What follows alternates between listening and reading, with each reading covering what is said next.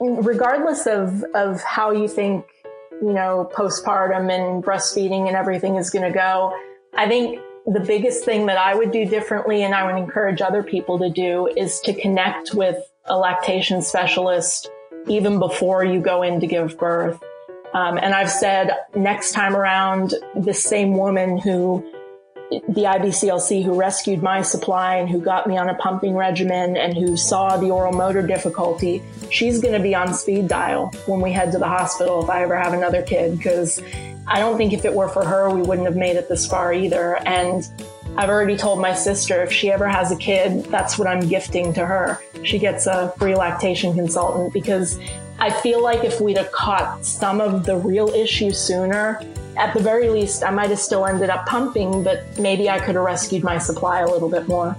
Balloons, bazookas, boobies, bosoms, boulders, cans, hooters, knockers, melons, honkers, jugs, rack, tatas, tits, torpedoes, guns, bust, doorknobs, coconuts, and our favorite one, the girls. Welcome to the All About Breastfeeding show, where your host, Lori, highlights mothers just like yourself and goes beyond the surface questions and digs deep so they share not only their joys and happiness in their daily breastfeeding life, but also their pain and struggles and how they worked through them.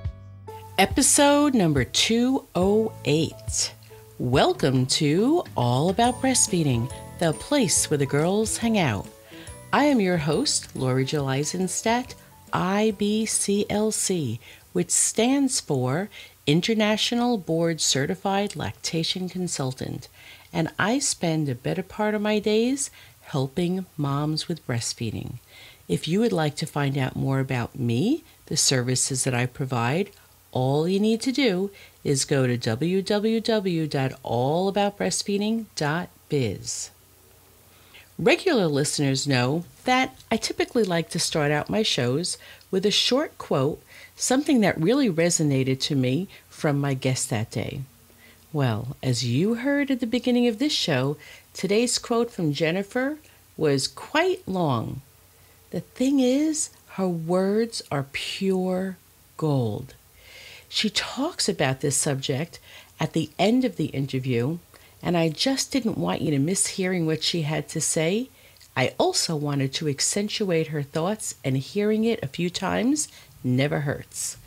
Jennifer's story of the issues that she struggled with her baby and breastfeeding, well, they really highlight one of my many mantras. You know I love my mantras. When moms connect with me via Facebook or email or voicemail, and they want me to be able to help them over the phone, much to their dismay, they frequently will hear me say, "It would be negligent for me to give you advice over the phone, lest I miss a few important key pieces of information. My mantra, I need to see a baby and a boob." I know some moms are not happy with this, as they just want advice over the phone. Either they would rather not spend the money, or they're just so desperate for help, like right now, and possibly a combination of both. However, I often explain to them, I want to be able to give you my best, and I'm not able to do that over the phone. It is for this exact reason that I really wanted to highlight what Jennifer said in her interview. In the quote that I opened up the show with, she really illustrates the importance of meeting with an IBCLC and shares what she will do next time she has a baby. We ended part one with Jennifer just scratching the surface about her breastfeeding challenges. In today's show, she gives us more details about what she learned. Jennifer gives you, my listeners, the gift of her raw emotional feelings, of her honesty, and above all, Jennifer gives you the gift of perseverance. I often tell moms, you never know what might happen unless you try. And sometimes trying means doing something different than what you had planned on. This is Jennifer's story, letting go of her initial goals and changing her expectations. Let's get going with today's show. So I find this happens a lot with moms who are struggling. They get to one point, they get some help, and they're thinking is, let me just go for help from this person. And if this works out, great. But if not, I don't know. Let's see what happens. And then they get some help and it takes them and they make some progress. It takes them further along, but it's still not completely fixed. And then they get a referral to go to someone else. And then they're told that there is another issue or given other tips to help themselves. And then you say to yourself, okay, well, I'll try this. But if this doesn't work, I don't know if I'm going to continue. And you keep going from 2 to 3 to 4. And sometimes it's several weeks later and you keep because we want it so bad. You're telling yourself each step of the way, well, and then it starts to turn. It starts to, well, if this doesn't help, then I will just say that I did the absolute best I can. Keep like having this self-talk. And it sounds like that's the place where you were at by the time you got to the person who helped you with the oral motor function and really enlightened you that he totally did have some serious issues with sucking and transferring milk.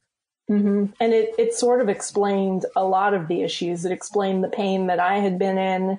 It explained, I was thinking back to, I remember one of the first questions I posted on the All About Breastfeeding community was he would nurse and then I would still feel, engorged when he was done, which, was a sign he wasn't transferring the milk. So it sort of put the right label on the problem and it was reassuring because now we could deal with that problem. Yeah, it's like you never want anything to be wrong, but some people just personalize and say, at least I know it's not me, nothing I was doing wrong, or at least I know what the problem is and that there is help available. There's something that I can be working on and there's a reason why we're struggling so hard. And I just see all these other moms in the mall and all around just popping their baby on. It looks so easy and I don't know why it's so hard for me, but then you have some answers. Yeah, the answers was enough to kind of keep us going. And it was definitely, like you said, you never want anything to be wrong, but it was definitely reassuring to know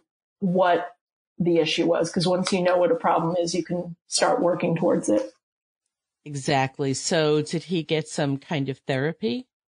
He did. It was really interesting because I had never heard of any of this before. And in fact, I feel bad now, but when she recommended an oral motor therapist, both me and my husband kind of looked at each other and said, well, we'll try. But, I had never heard of oral motor therapy on a baby before. So we both went in a little bit reserved, like, I don't know what we're going to see here.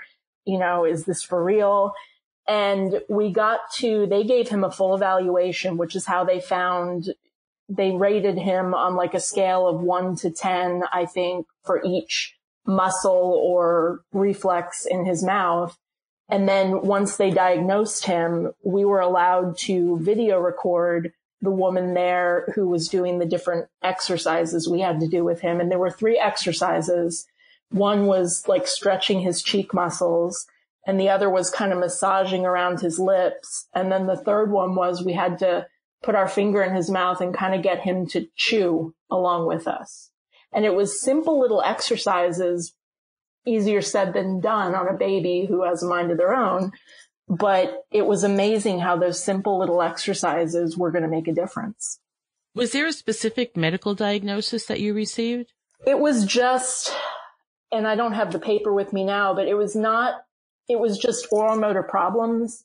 And we were given the 3 areas of his mouth that had scored low on this evaluation. It wasn't like a specific thing, like a tongue tie or a lip tie or anything else. It was just those muscles were weak.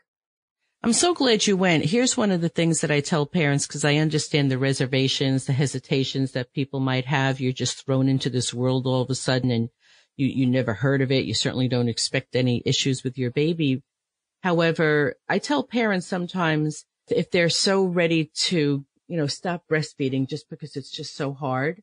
And I fully support parents when they do that, but I continue to encourage them to seek out the additional help because if they're having problems with the most basic things, breastfeeding, and there are bigger issues, then they will more than likely need some help. Otherwise, their baby is at risk for other feeding problems. So when you start to feed pureed foods and solid foods, if they're not using all these muscles in their oral cavity, it is something that will likely need help in not too distant future. So I think the interesting thing about breastfeeding too is that it highlights feeding problems way earlier than when kiddos start to actually eat pureed and solid foods. So I tell parents, if not for the breastfeeding, it's something that I encourage you to do for lifelong health, because there may be things that will have to be addressed anyway, if not for breastfeeding. Oh yeah. And I think I remember one of the women at the evaluation saying that a lot of the children they see for like speech therapy problems later on, they believe it was people who had some of these issues that it went undiagnosed. And, even just having been there with my son, even when he drank a bottle early on, you could tell, you could see it sometimes pooling in the corner of his mouth. So even if we'd have just switched and said, okay, we're done, you're right. He still would have not been a perfect feeder, and there might have been issues down the line. Yeah, they're definitely at risk for it. So I'm glad that you did that. So tell us how this unfolded with your breastfeeding and leading to changes that you made in your routine. Well, we did the exercises and we tried our best. It was hard. They wanted us to do them so many times a day. And again, getting a squirming 3-month-old to sit still for them was hard some days. And I remember sometimes, crying and thinking this isn't going to work, or, you're stretching their muscles a couple times a day. What is this really going to do? But I actually did see it make a difference. So I'd encourage anyone who's having similar issues to go get it checked out. We had right around, I want to say right after Christmas. So again, like a month later, we were doing these exercises. We didn't have to go back. They said, if they're working, you don't have to come back. But he wound up starting to nurse really well. And it was funny, like the day before Christmas, he suddenly decided he didn't want a bottle.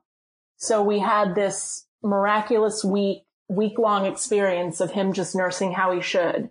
And then I don't know what happened. Either he hit another growth spurt and needed more milk, or, that's my best guess. But all of a sudden he started being not satisfied after feedings again. And at that point I said, you know what?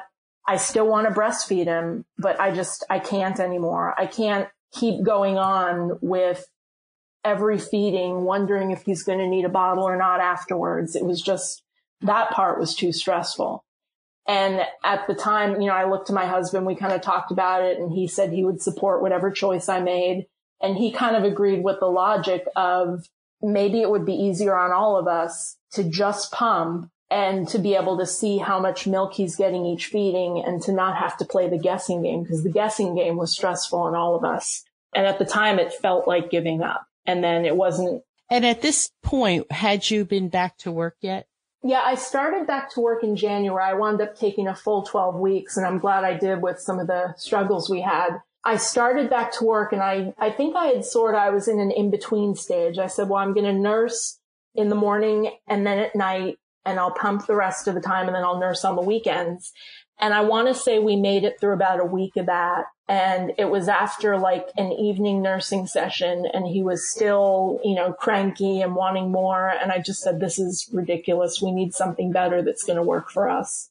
And that's kind of when we made that choice to switch. Yeah. And I wanted to really highlight one of the other pieces to all this is that as moms and as working moms, there are such additional struggles, because you could probably speak to this more personally. You're having struggles, and you're also thinking about needing to prepare, recovering from the birth, you're postpartum, you're struggling, and now you're needing to think about going back to work, and things aren't going smoothly. Even when things are going smoothly, it's really hard for moms when they're planning on going back to work, making all the plans for pumping and storing milk and daycare and all of that. And then when it's not going well, that's another additional major stress. And you're probably thinking, how am I going to do this now? Because this part isn't going smoothly. So was that also part of your thinking? I think it was. And you mentioned, pumping and storing milk. This is about 3 months out, and I never got to a point where I could start building a freezer stash. so I had the supply issues on top of everything else. So yeah, I think it was something that, if we could control the situation just a little bit more, maybe it would make life easier. So I think that every good parents makes good choices that work well for their family. And it's sounding like you're struggling. You had some ups. It wasn't perfect. And now you're working and you just need to figure out something that works for your family.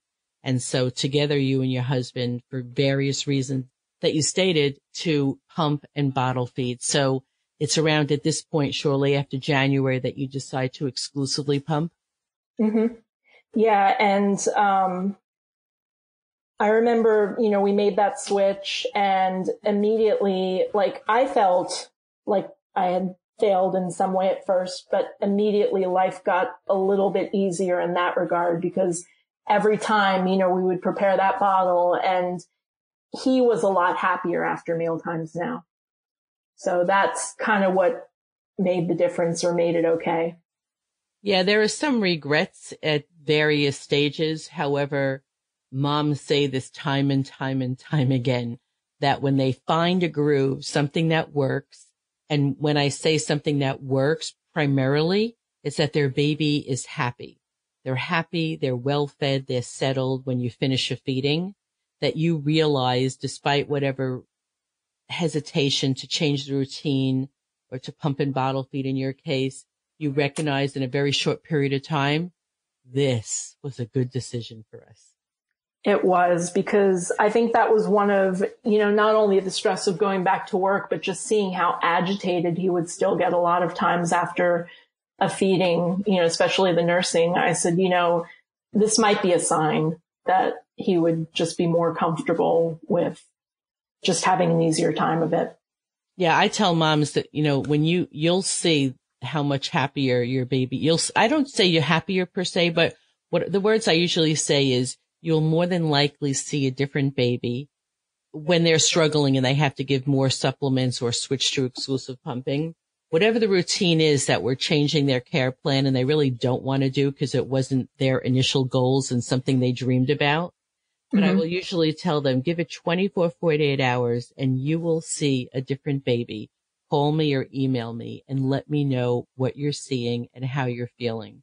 And almost always it is, wasn't happy to do it, but my, oh my, this is very different. And we're all almost immediately much happier in the family.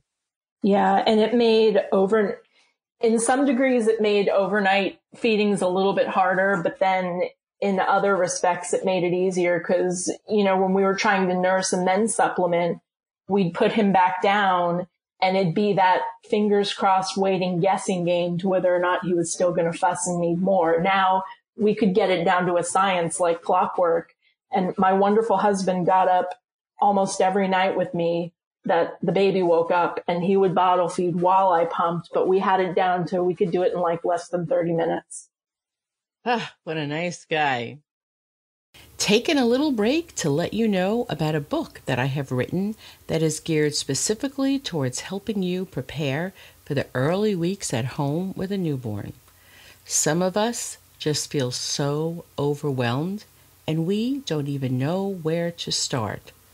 Perhaps you have a lot of the baby clothes and furniture and toys purchased and the baby's room is all done. But you have not put much thought into how to prepare yourself or your household for your postpartum period with a new baby. This book will help you with exactly this, as the focus is on preparing and organizing yourself and your household so that you will be able to take those naps you will need. I want you to be able to relax and your partner be able to relax and enjoy your baby, and neither one of you to have to be taking care of errands and meals and cleaning, or searching for helpers or a lactation consultant or a pediatrician, or to have postpartum help around the house. This book, The Survival Guide for the First Few Months, really gets you going with a plan on all those fronts. To get your copy of the book, The New Mother's Survival Guide, practical tips for the fourth trimester, all you need to do is go to www.allaboutmothering.com. While you're there, purchase for a pregnant friend too. All right, let's get back to the show.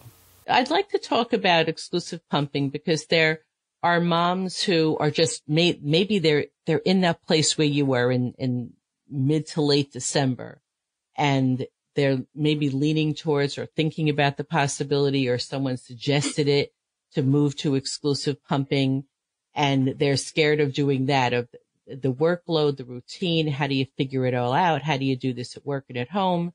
So what I really want to hear from you is if you could think of some of the things that you thought that might be an issue or that were hard about exclusive pumping in the beginning, and some of the things that you learned through trial and error that made it easier for you. Okay. One of the biggest struggles or difficulties with exclusive pumping is just how much I had to plan my day around my next pump. When you're breastfeeding, you have to plan, am I going to be able to nurse, have my baby close, things like that. But with pumping, it added to me a layer of difficulty, especially like we went to the beach over the summer and I tried a hand pump. It didn't work. So then a couple of times a day, I had to go back to the house we were staying in to pump and then, come back to the beach, and just little things to where if you were nursing, you could just nurse right there and, carry on with what you were doing. So it was always, let me pack up the pump gear when we're going somewhere. It doesn't matter where we're going or how long we're going to be. And how long has it been since my last pump? And he went down for a nap. I'd love to rest, but the first thing I have to do is pump. So that was probably the hardest thing. And coupled with that, it did sort of put, a strain on the entire family, my husband included, and he was very supportive. But I remember a lot of times on the weekend, we'd put the baby down for a nap, and then, it'd be, well, we have chores to do, we have things to do, but wait, I have to pump first. And he'd go, well, didn't you just pump? And I said, well, that was 3 hours ago. I have to pump again. You're not the one sitting attached to the pump. It tends to be a different story. And it's hard because, he saw me just sitting. I set up my pump by the computer and I would be there, on the weekend 3 or 4 different times that he could see. And it just, it was time that I was away from other things. And I know some moms get hands-free and battery-operated systems going, but that wasn't me. So it was time I was taken away from other things. Yeah. I mean, it's one thing it's really hard when you're at work, but when you are at work, you're taking that break time or that lunch time, which is actually a crucial time, taking away from something else that you might be doing.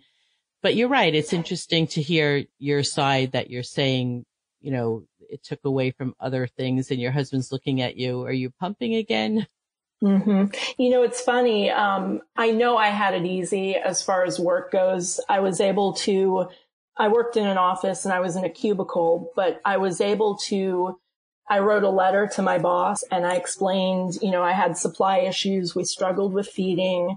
I want to supply my child with milk, hopefully for a year. And I laid out, and I would encourage anyone who's trying to pump at work to take a chance and to lay out exactly what you would need. I explained how long it takes to pump, how long it takes to set up and tear down, how often I need to pump because of medical reasons, with everything we'd gone through. And I had asked for a laptop so I could, squirrel away and keep working wherever I was. In the end, it turned out they had an extra office. So I was able to get an office. So pumping at work actually turned out to be easier because I could just close the door and have uninterrupted time and, answer emails or whatever it was I had to do. And I was able to pump as often as I wanted or needed to while I was on the job. I love your story because it reminds me to share with moms to just be open about what your experience might be and to communicate with your immediate supervisor or boss or whoever you do, because we have these things in our head about how it's going to be, but then you might find that it's actually very, very different in reality. And exactly what you said, it actually turned out to be not only a good experience, as good as it can be, but much easier than you even anticipated. So kudos to your work and to your boss and giving you that room to do so and respecting you. So I also really like that you said that you wrote out a letter and you explained in detail. And I think employers, especially ones who are not familiar with it all, they actually do need to understand the struggles that you've had, and or even if there weren't any struggles, but you're back at work at pumping, but exactly what you need to do. I like what you said to put it all together and to break it all down, the pumping parts and cleaning. I imagine that's what you're talking about. Well, yeah. And just how much time it would take away from me being at my desk. And, you know, I know it's different for everyone. Like this wouldn't work for everyone, but because I worked at a desk on a computer, I saw no reason why I couldn't just keep working while I pumped. And I was willing to do that. So I feel like I brought them kind of a solution that would work for both of us. And, you know, obviously they saw that too, because I got what I asked for. That's exactly right. A solution. So that's what I'd like for moms to think about. It sounds like yours was a little bit easier way to go about it because you work on a computer, but for moms to think about not just what it is you want from them, for them to give you, but to kind of lay it out in a way. And if you could think of it as a way to solve the problem for them, not just tell them what you need, but what it was that you will do to keep you working, to keep everything flowing, and to not take you away from, because they have this impression that you're going to be spending hours pumping, especially if they just don't know and understand it. So what are some other things that you found out? Anything interesting that you found about what you pumped into, how you stored your milk, and how you defrosted it and made it available for your baby? Are there any tips that you learned along the way that you could share with moms? Well, I know lots of them probably. I know the biggest tip, time saver trick, and I don't know if the guidelines have changed on this, but storing my cooled pump parts between pumps. And I was comfortable doing that because he was a full-term healthy baby. So I got a Tupperware, a Rubbermaid, and I would just put all the pump parts in that. And I had a mini fridge at work or the fridge at home. And then I would just wash them or throw them in the dishwasher with the evening dishes every night. I don't know that I would have lasted it long if I was doing, you know, dishes all the time. So that was one time saver. I wound up keeping a bunch of extra pump parts and storage bags and everything else at work. That was only after forgetting probably everything at least once. So, you know, I had backup. I think like you said, you learn it after you forget your parts once or twice. You learn, oh, you know what? Why don't it's worth it for me to purchase an extra set or two so that I have this at work just in case. Oh yeah. My first day back at work, I had to call my mother and my aunt to bring all the bottles I forgot for pumping into to my office. You had so much on your mind, I'm sure. But it's funny how you think about, oh my goodness, out of everything I left home, I left the bottles that I'm going to be pumping into. Did you store your milk in bottles or did you store them in bags? Mostly we did bottles because, like I said, I never had enough to get a freezer stash going. I had bags at work just in case I forgot the bottles, but most of the time we stored it. I wound up, what I would usually do is I would pump, and then I would store them in a large bottle, like an 8-ounce bottle. He never drank out of those, but that was kind of my storage bottle. And the next pumping session, I would chill the milk. And when it was cold enough, I would pour it into the larger bottle. So then the next day for daycare, we'd bring like 1 or 2 8-ounce tall bottles, and she would kind of make up his feedings as she needed. And how did you feel about pumping as the months went on? Because I know it can get tiring for moms. You're not only pumping at work, but you're pumping at home also because you're exclusively pumping and on weekends. Other moms who have a full supply, they're pumping while they're at work, and then they get to connect with their baby as far as breastfeeding, and they may take a break from all the pumping over the weekend, or they may just pump 1 or 2 times to get an extra bottle. But yours was around the clock. So tell me what your thinking was about how long you would continue pumping. Were you just really taking it day by day, week by week, or did you have a certain goal in mind? Well, I had the long-term goal of trying to make it to a year, but then a lot of times it was like, great, I've made it through this day. Some of the things that made it easier were, obviously, I had to go back to work. I had to put my son in. We have a home daycare situation, but he couldn't be with me. Having the ability to do something for him, even while I was back at work, that kind of made it easier. Like, oh, this is what I can do for him when I'm not with him. But it does drain you. And I think, I had that long-term goal, but because he had always been kind of formula fed as well, and I knew that my supply was never going to catch up with him, that took the pressure off a little bit. So for a while, I challenged myself to, I took all these supplements. I ate lactation cookies. I tried to get as much as I could in a day, but I never had the pressure of trying to keep up with what he was eating. And I think for me, that helped me last longer because it was just a part of the routine.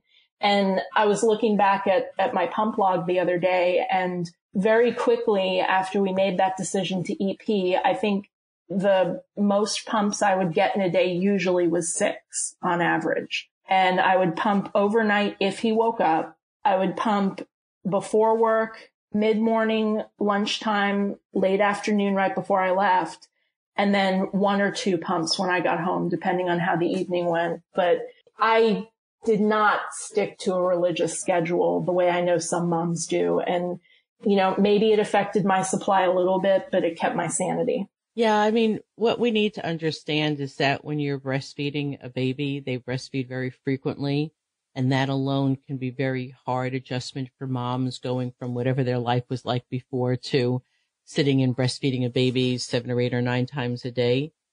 But you're making this connection with this little person, and you're talking, and as they get older, they start making little noises, and they're looking at you, and you're touching, and they're smelling you, and then they start to play with your nose and your mouth and your hair, and you're holding their hand and talking to them. And so it is busy, it is hard, and takes a lot of time. But when you're pumping, you're just sitting there with this plastic pump, and you can have a picture of your baby and sounds of your baby, but it's far different. So I think, pumping is an incredible labor of love, along with, moms who breastfeed. There's just a different dimension that it takes, and I think more motivation that you need to keep going every single pump. For moms, I mean, you're excited that you're getting milk for your baby, but this is what a lot of moms have told me. I wasn't an exclusive pumping mom, but they're saying it's just like a plastic pump, and there's no that emotional connection. And so it's hard to keep motivated. Did you experience that at all? Oh, yeah. I mean, I feel like I had a love-hate relationship with the pump, and some pumps were okay. I'd hook up and I'd be like, great, here we go. And then other times it was just, really, I have to do this again.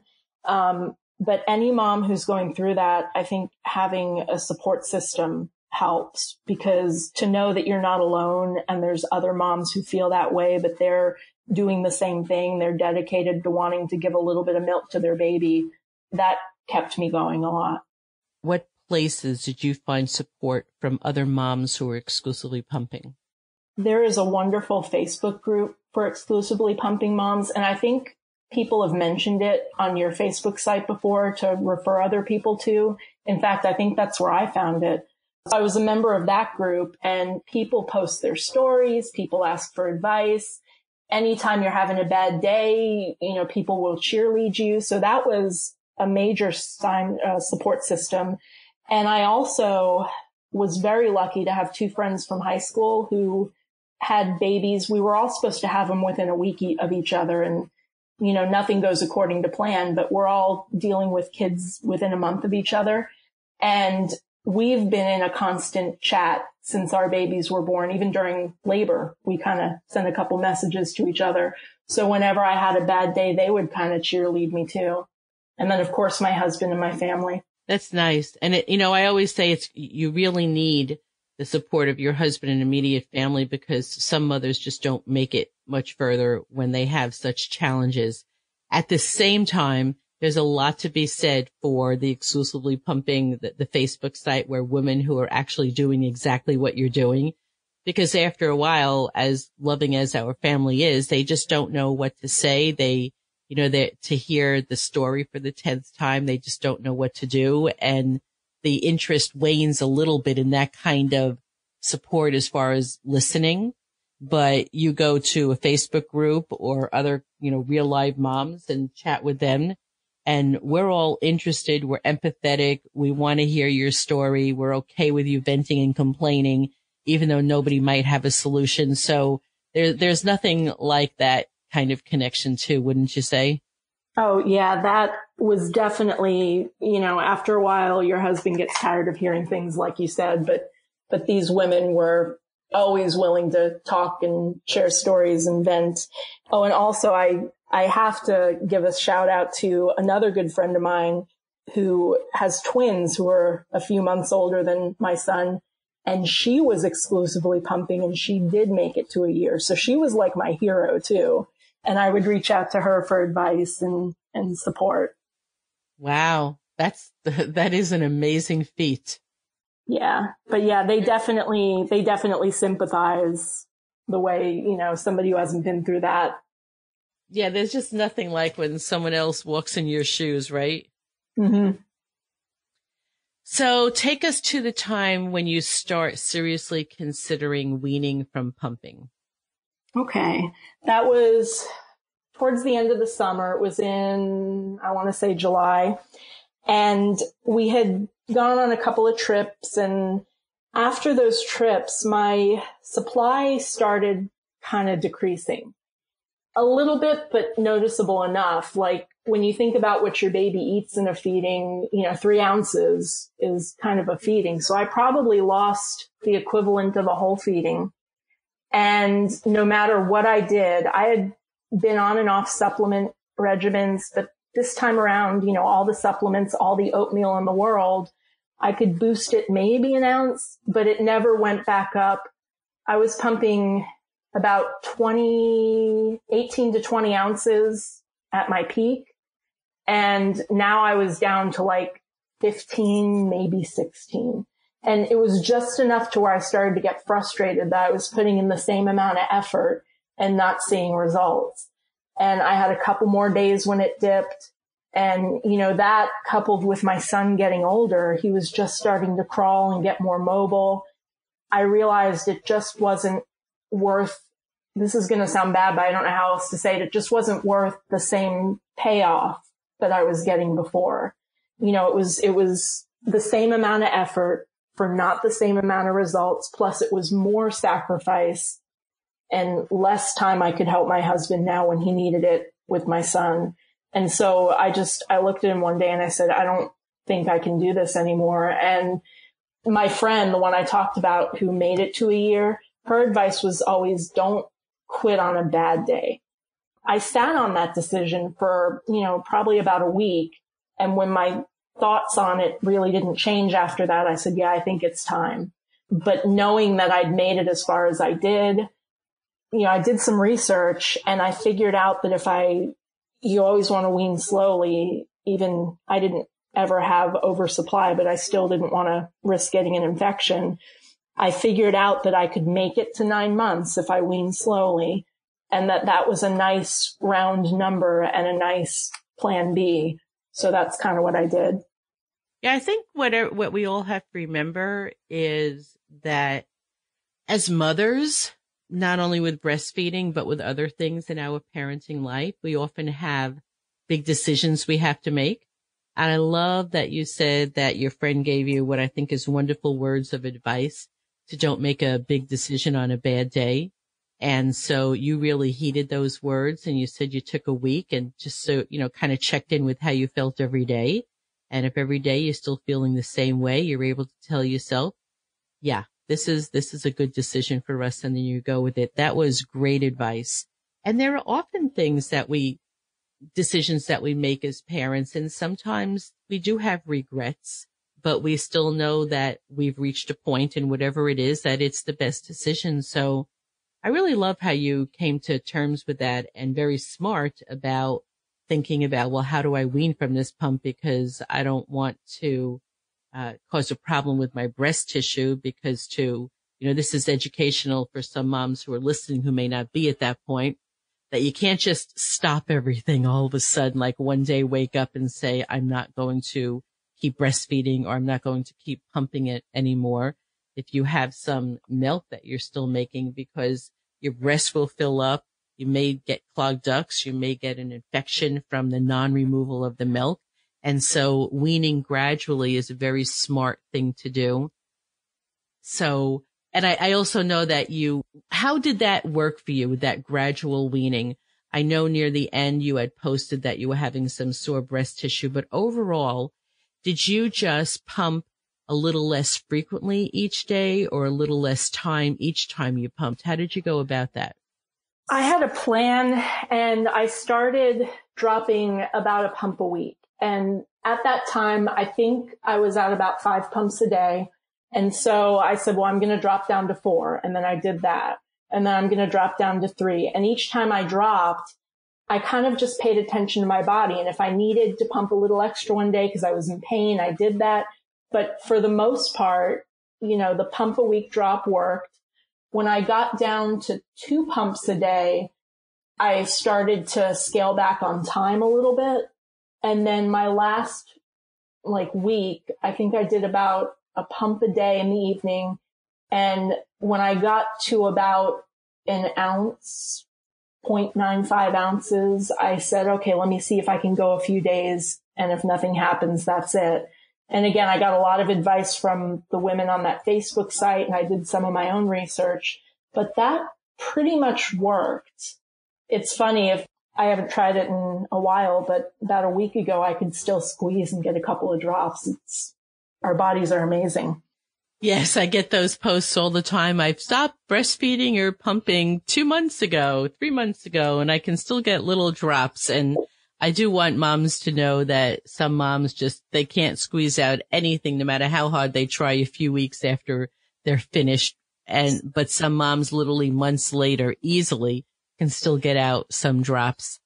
So you really did it. You did it what I call safely. What I really liked about what you said is that you had a goal, you had a plan in mind, and at the same time that you were flexible. So you didn't just stick to it. You were feeling your body, your breast, and if you felt overly full or felt a little painful, you said, let me be smart about it and take off a little bit milk. Maybe this is another pumping that I hadn't planned to do because I was only going to do 4 pumpings, whatever. But you said, but this is what I'm feeling in my body, so I'm just going to go with it. And that's really smart, because what I want people to know is that you can have a plan, and gradually weaning from the frequency and the time that you pump is a really excellent plan, along with listening to your body, feeling your breast tissue, and making sure that you're not leaving lumps in your breast tissue or feeling pressure or tightness or uncomfortableness, because that may mean that you need to go a little bit slower than you had planned, or maybe another pump that day. And then there are other things that moms can do that, if you're really struggling with it, you really want to connect with an IBCLC who can talk to you about taking herbs and other things that you might want to do if your plan that you came up with on your own is not working so well. But it certainly sounds like it worked pretty well for you, Jennifer. Yep. It did. There were only a couple of times where, I had to play the whole let me add some extra time game. I know I did a little bit of peppermint tea as well. You mentioned herbs, but other than that, it was just the decreasing. And tell me about the emotions, because even though this is this decision that you made and it was a good decision for you, there's a shift in hormones again when you start to wean. And so did you experience any of that? Oh my goodness, yes. And I wasn't prepared for that. And in hindsight, I probably had the perfect storm of just everything at once. The week that I finally weaned was also the week that I started a new job, was also the week that I finally got my period again. It had been that whole 9 months after giving birth, I didn't have it. And so the hormone dump was just incredible. And so I would come home from this new job where you're new, it's a learning process. And I was just angry at everything, angry at having to start a new job, angry at the people I worked with, I wasn't a pleasant person to be around probably that entire week. And you probably did a pretty good job of holding all that anger in while you were at work, and then you come home and you're, Oh, yeah. Yeah, that is, it's like you said, the perfect storm. I call it the trifecta. I mean, there's a lot of things that it's hard, but I think most women can probably relate to this. It's the part about getting your period after all of that. Like you haven't had it for a pregnancy and now 9 months, and you're going through all this emotional stuff, a new job. And then on top of that, you get your period. Oh, yeah. And I wasn't even aware that, like, I just thought, oh, I made a mistake. I shouldn't have taken this new job. This is horrible. What are we going to do? And then I had just kind of gotten in a little argument with my sister, and she texted me and she said, oh my gosh, I'm so sorry I yelled at you. I had no clue. Think about what your body's going through. And that was kind of my wake up call. And I said, oh yeah. Yeah, your sister's a gem. She really gets it. And she's absolutely right. So hopefully at that point or some point you were able to share that with your husband, because I don't know, I'm just taking a little guess. There was probably frustration on his part of what is going on and what do I need to do things to make it better. And part of it is just understanding what you might be going through, something that you don't even really understand yourself. Yeah, but I found, just like, I said before, when my son had the feeding issues and we discovered the oral motor issue, it's not a cure-all, but at times that I was aware that I was acting a certain way because of the hormones through pregnancy, postpartum, weaning. As soon as I made my husband aware of that, it didn't fix everything, but it sort of made him realize maybe why I was being difficult or, why we were a little edgier than we usually were. Right. I would often say about things when I was going through stuff, especially when the kids were younger, and I would get to talk to other moms who were always my savings grace. I would often say, okay, all right, I think I'm going to be okay because now I know I'm not going crazy. Mm-hmm. It was funny, but that whole thing of knowing that I wasn't going crazy was always so helpful for me. Oh, yeah, absolutely. So how many weeks has it been since you've pumped? It has been 700 hours and 51 minutes since my last pump. It's been over a month. Check you out. Hours, minutes, seconds. So how are you feeling now about your whole experience? Like I said in the beginning, I sort of felt like, switching to EP was sort of me failing at this whole breastfeeding journey. But now what I've been through, being able to look back, being a little more hormonally balanced, now I feel proud of myself. Now I feel like, wow, we made it 9 months. That's an accomplishment. Good for you, because I have to tell you, that's how I feel about every mom who's breastfeeding, and that much more so with moms who are exclusively pumping, with moms who have had a challenge, that I'm so pleased when they come through the other side and they can take a look back and say, good job. I did a great job. I'm happy with how things, turned out. And I feel like I did the best I possibly could. And I'm just feeling comfortable with everything. Yeah, that's definitely what I feel now. I feel like we did the best we could with the hand that we were dealt, and we came a long way. Excellent. Can you share some words of wisdom, some little pearls of wisdom for moms? I want you to think about two things. One is, in those very early days that you were struggling, what you might tell a mom if you could be a good girlfriend to a mom who's going through that very early struggle. So let's start with that. What would you share with her? The first piece of advice that I give to any friend now who's going through this is severely lower your expectations of what you think is going to happen in a day, in those early days. Because the lower your expectations are, the better of a day you're going to have. Some days it's just going to be, can we all get dressed and can we get out the door to the doctor's appointment? And if that's the only thing that happens that day, it's been a successful day. That's probably my best piece of advice. And the other thing that if I could go back in time and do it all over again, probably the only thing I would change is I worried way too hard about things that didn't even matter. Theories about raising your kid, whether or not I was going to get the right wrap to try and baby wear, if I was going to figure that out. If I could just go back in time, I'd tell myself to slow down and to just, it'll all work out.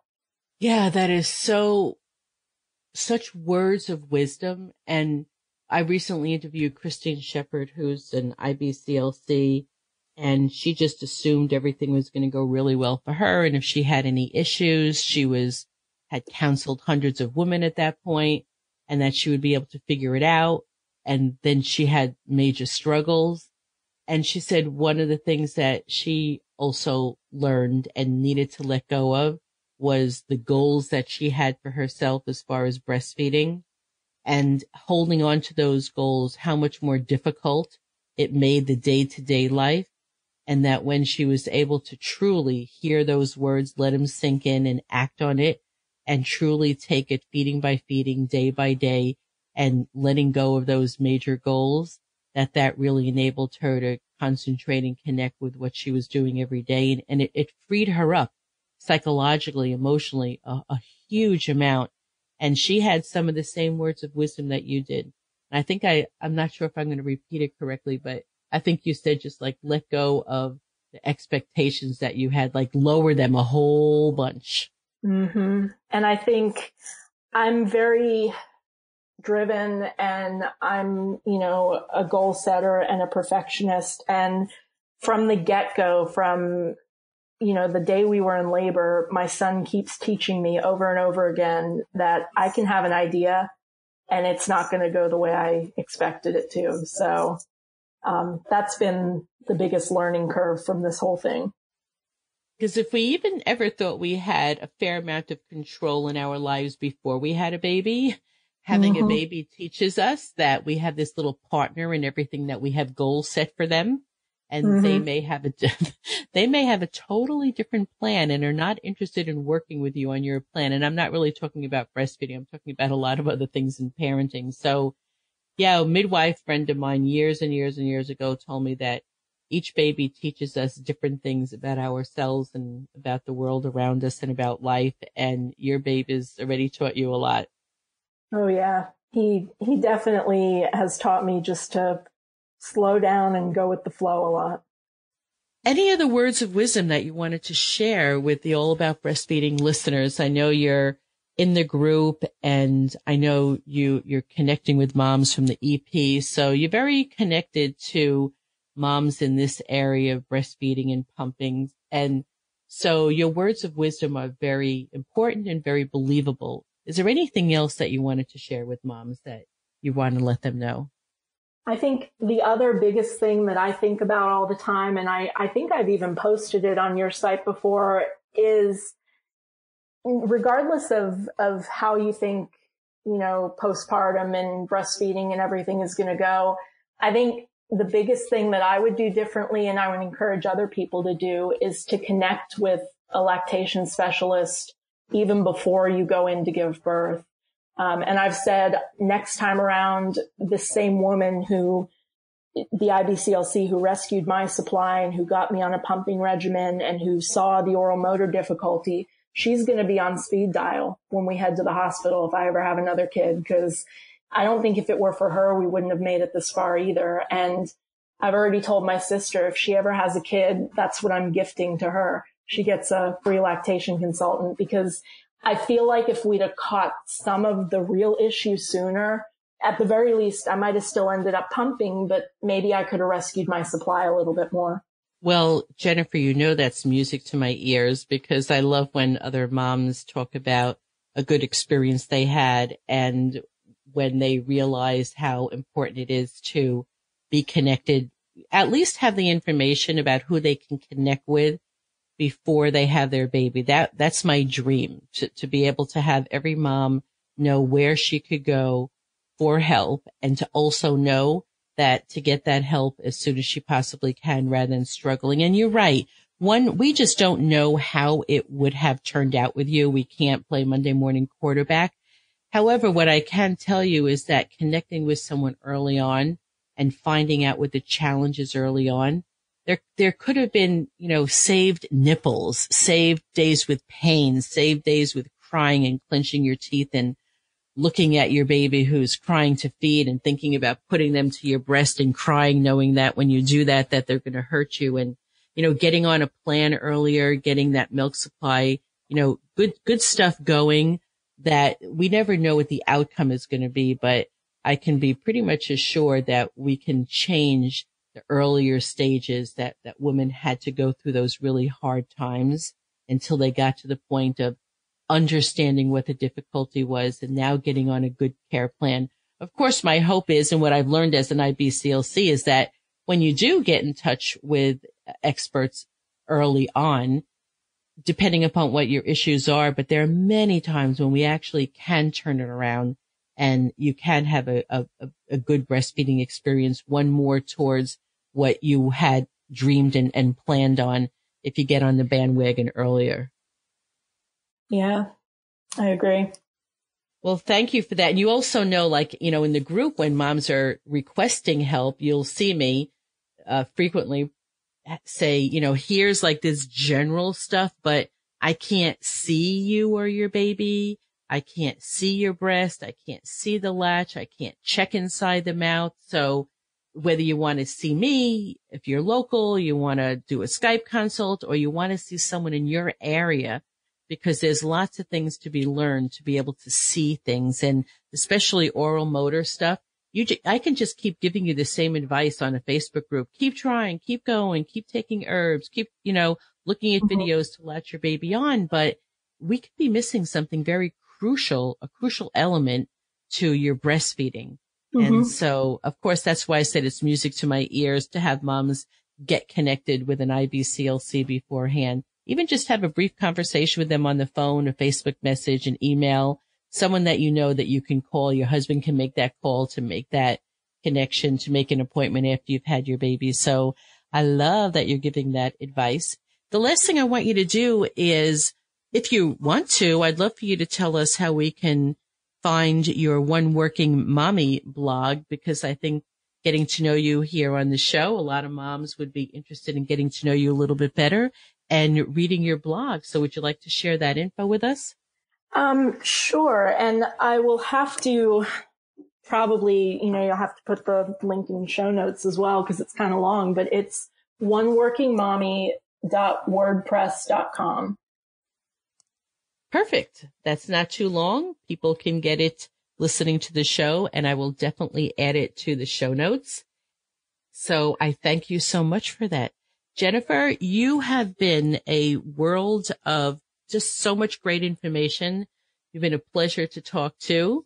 I will say it at the beginning of the show, but we had a little difficulty, so we had to stop recording and pick it back up. And you were a real champ. It's a Saturday. I'm sure you have stuff that you need to do, but I thank you so much for hanging in there with me and allowing us to finish this show. I really appreciate you. Well, thank you for talking with me. I'm hoping, like I said before, I'm hoping somebody can, push through and go a little bit longer or meet their goals because of my story. Well, I am absolutely 100% sure of that, based on the emails and feedback I get about the shows, that you are literally helping hundreds, if not thousands, of women by spending your time here. So it was definitely time well spent, and you will be a blessing to many other parents. Thank you so much. Thank you. Wow. What an amazing interview. Do you have any idea how hard it is for moms to come on this show and bare their soul? As Jennifer stated, she is very driven and she had high expectations, specific goals, and expected things to go the way she had planned. The last thing she ever thought she would be doing for part of her breastfeeding journey was exclusive pumping. When you see other moms doing what you dreamed of doing, breastfeeding your baby, and you realize this is not going to be your life, it's incredibly emotional and difficult to talk about. Then to peel away the emotional layers, make yourself so vulnerable to the rest of the world, talk about this in such a public forum, it takes a strong conviction to want to help other mothers know they are not alone. I want to thank you, Jennifer, for spending time with me so you can share your story with other moms. I know that part of your motivation was to help another mom push through their difficulties, go along with the challenges they have, and know they are not alone. I am 100% confident that you have met these goals. To my listeners, please contact with Jennifer through her blog. Let her know how you feel about her story. You can also connect with Jennifer through our Facebook community. Just search for the 4 words, All About Breastfeeding Community. You can post your thoughts on today's show, and Jennifer will be sure to get your message there. I know that her main goal in doing this show was to share her story so she could help other mothers. Let's let her know how helpful she has been. Thanks everyone for hanging out with me today. Until the next show, bye-bye.